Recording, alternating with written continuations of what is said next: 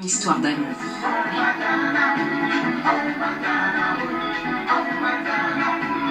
L'histoire de Kassav avec l'Afrique commence ici en Côte d'Ivoire en 1985. Le succès est tel que tous les pays du continent invitent Kassav. Au Sénégal, au Cameroun, au Gabon, au Mozambique, au Togo, au Bénin et en Angola, c'est l'explosion. Le zouk s'impose parmi les musiques locales. Sanson Adjao se souvient du premier concert de Kassav au Bénin. Copain! Oh ben salut!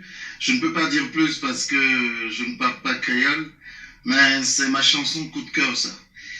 Le groupe Kassav, c'est un groupe mythique qui a su traverser le temps, les époques sans s'altérer. Et aujourd'hui, c'est devenu une très grande légende. Moi, j'ai eu la chance de connaître ce groupe quand mon père était directeur du Palais des Sports et a invité le groupe Kassav pour la première fois au Bénin. C'était quelque chose de magique, une chance extraordinaire d'avoir été aux premières loges pour bénéficier de la chaleur et de l'énergie que dégageait ce groupe. Aujourd'hui, Kassav fait partie du patrimoine musical du continent et continue à remplir les stades en Afrique.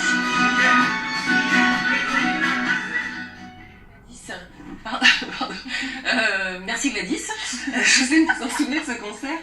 Oui, mais enfin, pas de façon précise, mais on a fait beaucoup de palais des sports.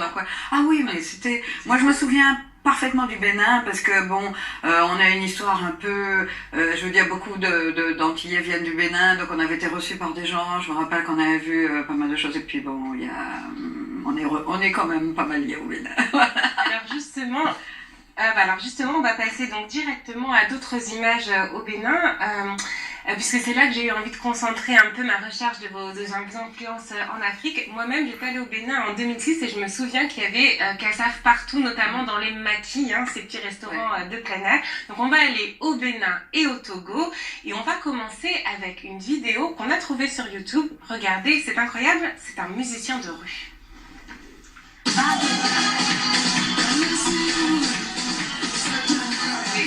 Je voulais faire sauter justement pour vous voilà, ça c'est le clip. Mais du coup, je voulais aller plus vite, comme vous dites, fallait aller vite. Voilà, c'est pas grave. Donc, on va regarder les images des musiciens de rue, donc au Bénin.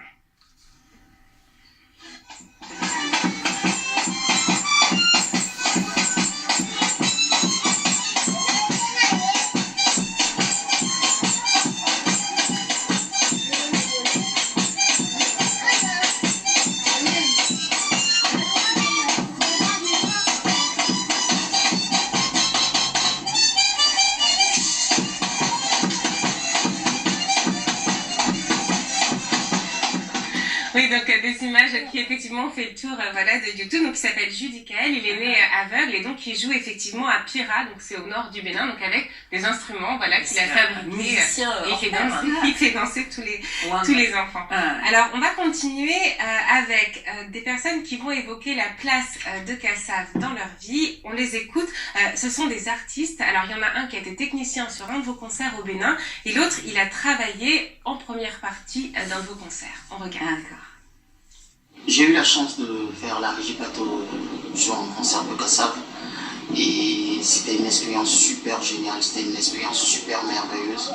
Comme je dis souvent aux gens, c'est un groupe professionnel, c'est un groupe qui a de l'expérience, c'est un groupe qui est très coopératif. Et Jocelyne, c'est une dame, c'est une femme extraordinaire, c'est une femme avec un gros cœur comme ça, c'est une femme qui soutient, c'est une femme qui partage de l'énergie et qui en a à revendre. C'était le premier groupe qui nous représentait vraiment en fait. C'est vrai qu'il y avait beaucoup de groupes de musique américaine, mais eux ils avaient vraiment, par leur musique, c'est-à-dire cette festivité, la couleur, parce qu'il y avait beaucoup de couleurs dans leurs clips, ça nous ressemblait en fait. Donc pour nous c'était des Africains, même s'ils venaient des îles, c'était vraiment des Africains. Et Jocelyne Berroy, j'ai toujours été secrètement amoureux d'elle. Alors voilà, donc une déclaration d'amour et surtout cette phrase, pour nous, Kassav, c'était des Africains. Oui, mais oui, parce qu'on était enfants de l'Afrique de toute façon. Ça c'est clair. Et j'oublie le nom en fait, Moi, je suis un peu décalage horaire aidant, n'est-ce pas? Bref, je vais retrouver. Mais ça a été vraiment pour nous, c'était retour aussi aux racines. Et ce qui était assez amusant, c'est que quand on faisait les concerts, on rencontrait toujours quelqu'un pour dire, mais tellement ce que vous avez joué, ça nous rappelle telle chose qu'on fait mais on a dit, mais c'est normal, notre musique est un peu héritière, en fait, de toute la musique africaine. Et nous sommes les descendants, des Africains qui ont été déportés. Même si, quelque part, il y a eu des métissages plus ou moins forcés, au bout du compte, mais malgré tout, nos racines, elles sont en Afrique. Alors, on va poursuivre avec cette fois-ci des jeunes gens qui nous expliquent la place de Kassav à la maison. Kassav, pour moi, ça a été d'abord un must dans la playlist de mes parents. J'ai grandi avec la musique de Kassav.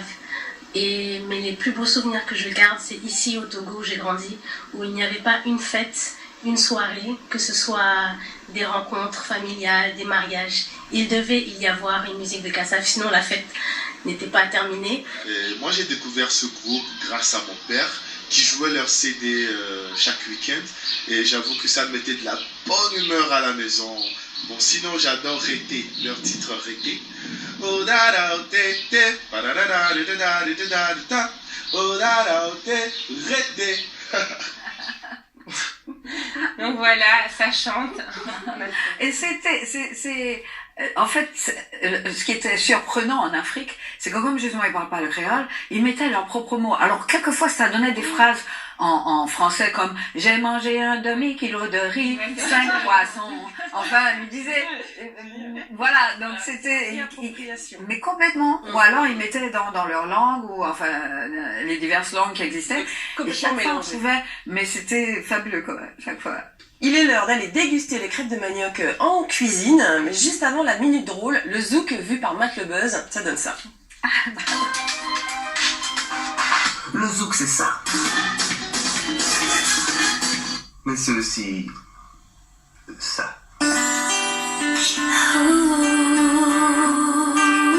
Le zouk, c'est de la passion, c'est du frottage, de l'émotion, c'est du collet serré. Mais bon, le zouk aujourd'hui, c'est plus seulement une conclure après une bonne soirée. Tu sais, quand tu as repéré, analysé, démystifié la meuf que tu veux, et que tu t'approches vers elle, et que tu serpentes, tu te mets en place, tu mets ton hache sous la bouche, et tu lui dis, tu veux zouker? Bon, on dit tu veux danser, hein, c'est un cliché. Et là, elle te sort les 3 jeux. Je sais pas zouker, je suis fatigué, j'ai mal aux pieds. Et là, t'as un gars qui sort de je ne sais où, qui fait la même démarche que toi. La meuf, elle se lève et elle va danser avec lui.